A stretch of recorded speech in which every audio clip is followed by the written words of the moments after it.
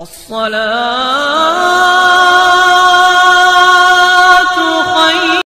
کو بدبخت نہ بنائے اور محروم نہ بنائے۔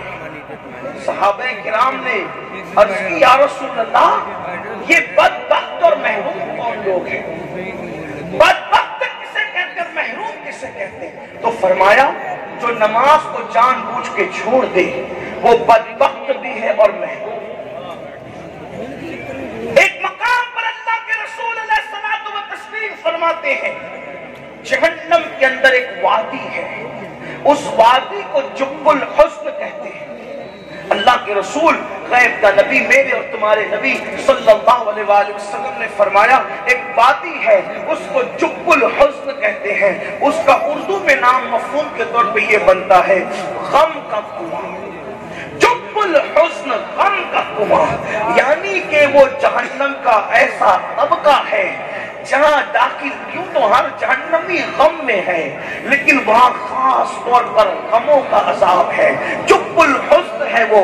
اور اللہ کے حبیب غیب کا نبی سچے سچے صادق و مصدوق صلی اللہ علیہ وآلہ وسلم ارشاد فرماتے ہیں اس کے اندر صرف جو بچھو پڑے ہوئے ہیں وہ کھچروں کی طرح موٹے موٹے ہیں، یعنی عرب کے کھچر جتنے موٹے ہوتے ہیں اس جب الحزن میں اتنے موٹے موٹے بچھو ہے۔ اور ان کا حال یہ ہے کہ ان کے ایک منہ میں 70 ڈنک ہے اور ہر ڈنک میں زہر کی ایک تھیلی ہے، جب وہ کسی کو ڈنک مارے گے تو 1000 سال تک کے وہ زہر ان کے جسم میں گھومتا رہے گا اور ان کا سارا گوشت تو جھڑ جائے گا، ان کی ہڈیاں ٹوٹ پڑے گی، اللہ اکبر، ہڈیاں ٹوٹ پڑے گی، گوشت تو جھڑ جائے گا اور جب الحزن کا بچھو ڈسے گا تو 1000 سال تک اثر رہے گا اور وہ تڑپتا بلکتا رہے گا۔ صحابہ نے پوچھا یا رسول اللہ صلی اللہ علیہ وآلہ وسلم ہمارے ماں باپ پہ قربان یہ عذاب جب الحزن کا کس کو ہوگا؟ تو فرمایا جو نمازوں کو ترک کرتا ہے، جو نمازوں کو چھوڑتا ہے۔ قرآن تو کہہ رہا ہے ناصحانہ طور پر قُوا أَنفُسَكُمْ وَأَهْلِيكُمْ نَارًا، اپنے آپ کو اور اپنی اولاد کو جہنم کی آگ سے بچاؤ، یعنی اے مومنو نماز کی پابندی کر لو، نماز کے لیے وقت نکال لو۔ پورے قرآن میں کم و بیش 700 مرتبہ اللہ نے نماز کا حکم دیا۔ اللہ کے رسول غیب کا نبی صلی اللہ علیہ وآلہ وسلم فرماتے ہیں جب معراج کی شب میں نے جہنم کا مشاہدہ کیا تو میں نے دیکھا کہ جہنم کے اندر کچھ ایسے لوگ ہیں جن کے سر کو کچلا جاتا ہے اور ان کے سروں کو پتھر سے کچلا جاتا ہے، اور جب پتھر سے سر کچلا جاتا ہے تو ایسے ان کا سر ریزہ ریزہ ہو جاتا ہے جیسے چنے پر ہتھوڑا مارنے سے چنا پس جاتا ہے۔ ایسے ہی لوگوں کے سروں پہ جب پتھر مارا جاتا ہے تو ان کا سر اس طرح پس جاتا ہے کہ ریزہ ریزہ ہو جاتا ہے، پھر پتھر لڑک کر کے دور جاتا ہے۔ تو پتھر لانے والا جب پتھر لانے جاتا ہے تو اتنے دیر میں اللہ پاک اس کا سر پھر درست کر دیتا ہے، پھر مارا جاتا ہے، پھر سر پستا ہے، پھر سر درست کیا جاتا ہے، پھر پتھر لایا جاتا ہے۔ یہ سلسلہ چل رہا تھا۔ ذرا سوچو پورے جسم میں کہیں بھی چوٹ لگے اتنی تکلیف نہیں ہوتی، لیکن اللہ اکبر سر کو چوٹ لگے تو کتنی تکلیف ہوتی ہے۔ اللہ اللہ میرے آقا علیہ السلام نے فرمایا میں نے جبریل سے پوچھا اے جبریل یہ دردناک عذاب کس کو دیا جا رہا ہے؟ تو جبریل امین نے عرض کیا یا رسول اللہ صلی اللہ علیہ وآلہ وسلم یہ وہ لوگ ہیں جو نماز کو وقت گزار کر پڑھتے تھے، یعنی نماز کا وقت چلا جاتا تھا اپنی زبان میں نمازیں قضا کر کے پڑھتے تھے، نماز پڑھتے تھے مگر قضا پڑھتے تھے۔ اب آپ مجھے بتاؤ جو قضا کر کے نماز پڑھے اس کا یہ انجام ہے، جو سرے سے نماز پڑھتا ہی نہیں اس کا کیا انجام ہوگا؟ اس لیے میرے بھائیوں اللہ رب العزت کے عذاب سے ڈرو۔ اللہ کے حبیب علیہ السلام جہنم کا مشاہدہ کرتے معراج کی شب اور اس کا ایک خاکہ اور بلکہ اس کی ایک سروے رپورٹ کہہ لیجئے آقا علیہ الصلوۃ والتسلیم گویا کے پیش فرماتے ہیں۔ آئیے ذرا اس کو دل کے کانوں سے سنیں۔ میرے آقا علیہ الصلوۃ والتسلیم فرماتے ہیں کہ میں اور آگے بڑھا، میں نے جہنم کا مشاہدہ کرتے ہوئے اور آگے بڑھا تو میں نے دیکھا کہ ایک گڑھا ہے جو نیچے سے کھلا ہوا ہے، یعنی نیچے سے چوڑا ہے اور اوپر سے تنگ ہے، اور لوگ اس کے اندر جوش آتا ہے، اس آگ کے اندر جوش آتا ہے تو لوگ نیچے سے اوپر کی طرف آتے ہیں اور ان کے چیخنے چلانے کی آوازیں آتی ہیں، ان کے چیخنے چلانے کی آوازیں آتی ہیں، اور ان کی چمڑی کو آنکھ کی قینچی سے کاٹا جاتا ہے، آنکھ کی قینچی سے چمڑی کاٹی جاتی ہے۔ میں نے پوچھا جبریل یہ کون لوگ ہیں؟ تو جبریل امین نے عرض کیا یا رسول اللہ صلی اللہ علیہ وآلہ وسلم، یہ وہ لوگ ہیں جو دنیا میں اس لیے بن سنور کر نکلتے تھے، لڑکے اس لیے بن سنور کے نکلتے تھے کہ لڑکیاں ان کو دیکھ کر ان کے فتنے میں مبتلا ہو جائے، اور یہ لڑکیاں اس لیے بن سنور کے نکلتی تھی کہ لڑکے دیکھ کر ان کے فتنے میں مبتلا ہو جائے۔ آج ان کی چمڑی کو آنکھ کی قینچی سے کاٹا جا رہا ہے۔ کیا سمجھتے ہو یہ دنیا میں سب اپنی طبیعت چلے گی؟ جو چاہے کر لو، ایک دن اللہ کی عدالت ہے، جو چاہے کر لو، ایک دن آخرت ہے، جو چاہے کر لو، ایک دن اللہ رب العزت کے فیصلے ہیں۔ یاد رکھنا بہت دن تک مہلت نہیں ملے گی، بہت دن تک وقت نہیں ملے گا۔ کہاں ہے فرعون، کہاں ہے نمرود، کہاں ہے شداد، کہاں ہے بخت نصر، کہاں ہے اپنے آپ کو خدا منوانے والے، کہاں ہے گھمنڈ کرنے والے؟ لوگوں کی قبروں کا نشان بھی مٹ گیا۔ اپنی دولت پہ گھمنڈ کر کے خدا کے عذاب کو دعوت دینے والوں، اپنی جوانی پر اترا کر خدا کے غضب کو چیلنج کرنے والوں، یاد رکھنا نہ کسی کی جوانی رہی، نہ اپنی جوانی رہے گی، نہ کسی کی زندگی رہی، نہ اپنی زندگی رہے گی۔ میں کوئی بددعا کے طور پہ نہیں کہہ رہا ہوں، لیکن ایک دن جوانی ڈھلنا ہی ہے، ایک دن عمر ختم ہونا ہی ہے۔ یہ دنیا سرائے فانی ہے، یہ دنیا لوج کی طرح ہے، لوج کی طرح۔ لوج میں کوئی ہمیشہ نہیں رہتا۔ اللہ اکبر، لوج میں جاؤ ایک دن تو کوئی اور ملے گا، دوسرے دن جاؤ گے تو کوئی اور ملے گا، تیسرے دن جاؤ گے تو کوئی اور ملے گا۔ یعنی لوج میں کوئی رہنے کے لیے نہیں آتا، بلا تمثیل یہ دنیا بھی سرائے کی طرح ہے، لوج کی طرح۔ ہم سے پہلے ہمارے باپ دادا تھے، ان سے پہلے ان کے باپ دادا تھے، ان سے پہلے ان کے باپ دادا تھے، اور اب ہماری باری ہے، ہمارے بعد ہماری اولادیں ہوگی، ان کے بعد ان کی اولادیں ہوگی۔ مگر یاد رکھنا یہ دنیا میں عیاشی کرنے نہیں، یہ دنیا میں آوارگی کرنے نہیں، یہ دنیا میں تماشے کرنے نہیں، یہ دنیا میں گھمنڈ اور غرور کرنے نہیں آئے۔ دنیا میں کیوں آئے؟ قرآن کہتا ہے الذی خلق الموت والحیات لیبلوکم ایکم احسن عملا، کہ ہم نے موت اور زندگی کو پیدا کر کے تمہارا امتحان دیا ہے کہ کون تھوڑی سی زندگی کو پا کر اچھا عمل کرتا ہے۔ یہاں زمین پہ اچھا عمل کرنے آئے، زمین کو زنا سے آباد کرنے نہیں، بلکہ زمین کو سجدوں سے آباد کرنے آئے۔ زمین پر حرام کھانے نہیں، زمین کو حلال سے آباد کرنے آئے۔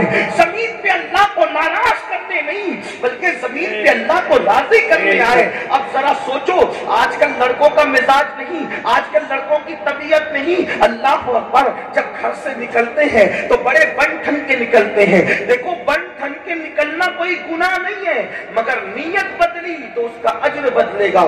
اسلام تو کہتا ہے خوبصورت بن کے نکلو۔ اللہ جمیل یحب الجمال۔ اللہ کے رسول علیہ السلام سے کسی نے عرض کی یا رسول اللہ آپ کا فلاں صحابی مغرور ہے، آپ کا فلاں صحابی غرور کر رہا ہے، تو فرمایا کیسے؟ وہ کہا وہ تو اچھے کپڑے پہنتا ہے، بن ٹھن کے نکلتا ہے۔ تو میرے آقا نے فرمایا اچھے کپڑے پہننا، بن ٹھن کے نکلنا یہ غرور اور گھمنڈ نہیں ہے، بلکہ یہ غرور ہے کہ انسان اپنے آپ کو سب سے بہتر سمجھے، یہ غرور ہے۔ رہی بات اچھے کپڑوں کی، بن سنورنے کی، وہ تو میں بھی کرتا ہوں، اور میرے اللہ نے مجھے حکم دیا ہے اور فرمایا اللہ جمیل یحب الجمال، اللہ حسن والا ہے اور وہ حسن کو پسند کرتا ہے۔ گندے کپڑوں کو، پھٹے ہوئے کپڑے زبردستی کوئی پہنے اور زبردستی پیون والے پہنے، حیثیت کے باوجود بھی، عطا کے باوجود بھی۔ بلکہ ایک صاحب کو دیکھا وہ بڑے ہلکے کپڑے پہنے ہیں، تو پوچھا اللہ نے تجھے دولت دی ہے؟ ہاں دی ہے۔ تو فرمایا اگر اللہ نے دولت دی ہے تو وہ تیرے وجود پہ نظر آنا چاہیے، یہ بھی شکر کا ایک حصہ ہے۔ یعنی اللہ نے کسی کو نوازا اور وہ زبردستی فقیر بنے پھرتا رہے، اس کی اسلام اجازت نہیں دیتا۔ بلکہ آپ جس غوث اعظم کا جشن منا رہے ہیں، ہمارے مرشد غوث اعظم کی شان تو یہ ہے کہ وہ ہر دن نیا لباس پہنتے تھے اور اتنا مہنگا پہنتے تھے کہ وقت کے بادشاہ کو بھی اتنا قیمتی میسر نہیں آتا تھا، اور ایک دن پہنتے تھے تو دوسرے دن نہیں پہنتے تھے، گویا کہ وہ لباس اتار کے کسی فقیر کو پہنا دیتے تھے اور بادشاہ کو بتاتے تھے لوگوں کے مال پہ گھمنڈ کرنے والے جو صرف تیرے اندر نہیں ہے، وہ صرف اللہ نے عبد القادر جیلانی کو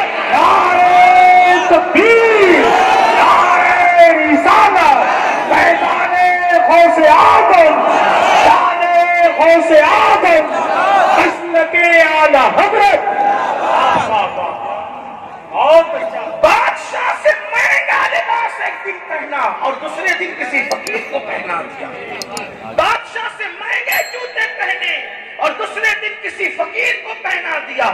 اس لیے اسلام اچھے لباس کو منع نہیں کرتا, اچھے جوتے منع نہیں کرتا, بلکہ ہمارے امام اعظم ابو حنیفہ جو امام جعفر صادق کے شاگرد ہیں, وہ اپنے شاگردوں سے کہتے تھے اچھے کپڑے پہنا کرو, اچھی سواری پہ بیٹھا کرو, اچھے جوتے استعمال کیا کرو, اچھی چادر کندھے پہ رکھا کرو, تاکہ دنیا دار لوگ حقیر سمجھ کر تمہیں نظر انداز نہ کریں.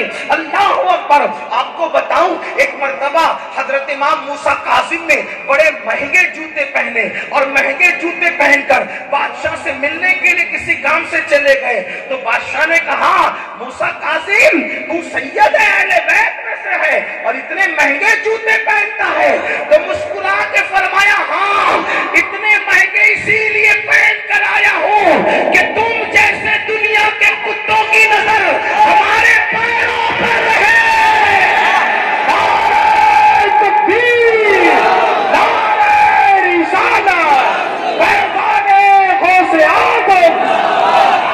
تمہاری نظر ہمارے پیروں پر رہے, ہمارے چہرے بجانے کی تمہاری حیثیت زندہ باد زندہ باد. تو اسلام اچھے کپڑوں سے نہیں روکتا, اچھے کپڑوں سے منع نہیں کرتا, اچھے جوتوں سے منع نہیں کرتا, غرور اور گھمنڈ سے منع کرتا ہے. کیا کہ جب تم اچھے جوتے اچھے کپڑے پہنو تو یہ دل میں خیال نہیں آنا چاہیے کہ میں سب سے بہتر ہوں, بلکہ اپنے آپ کو سب سے حقیر سمجھو. مجھے خوشی ہے کہ ہمارے مالیگاؤں شہر کے ہمارے بڑے عظیم شاعر تمہارے محلے کے یہ گلی کے ایک کونے پہ میں, دوسرے کونے پہ ہمارے واحد انصاری صاحب رہتے ہیں. گویا کہ مالیگاؤں کی گلی کا ایک اور دوسرا کونا یہاں پر موجود ہے.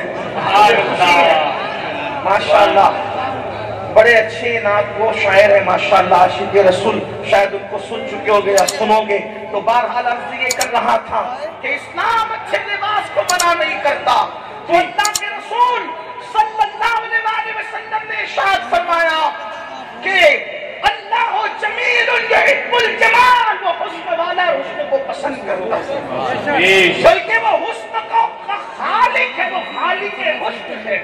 حسن کو پیدا کرنے والا کون ہے جس نے یوسف جیسا حسن پیدا کیا؟ کون ہے جس نے جانے یوسف محمد الرسول حسن پیدا کیا؟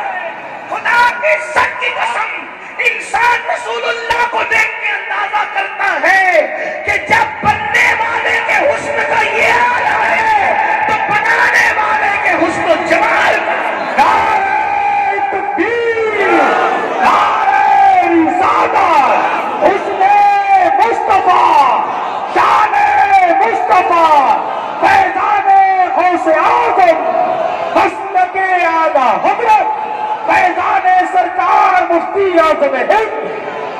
اس حسن کو میرے امام یوں کہتے ہیں وہ کمال حسن حضور ہے, کہ گمان نقص جہاں نہیں, وہ کمال حسن حضور ہے. یہ اس کی تخلیق کا عالم ہے, تخلیق ایسی ہے تو خالق کیسا ہوگا. وہ کمال حسن حضور ہے کہ گمان نقص جہاں نہیں, یہی پھول خار سے دور ہے, یہی شمع ہے کہ دھواں نہیں. میں نثار تیرے کلام پر میری یوں تو جس کو زبان نہیں, وہ سخن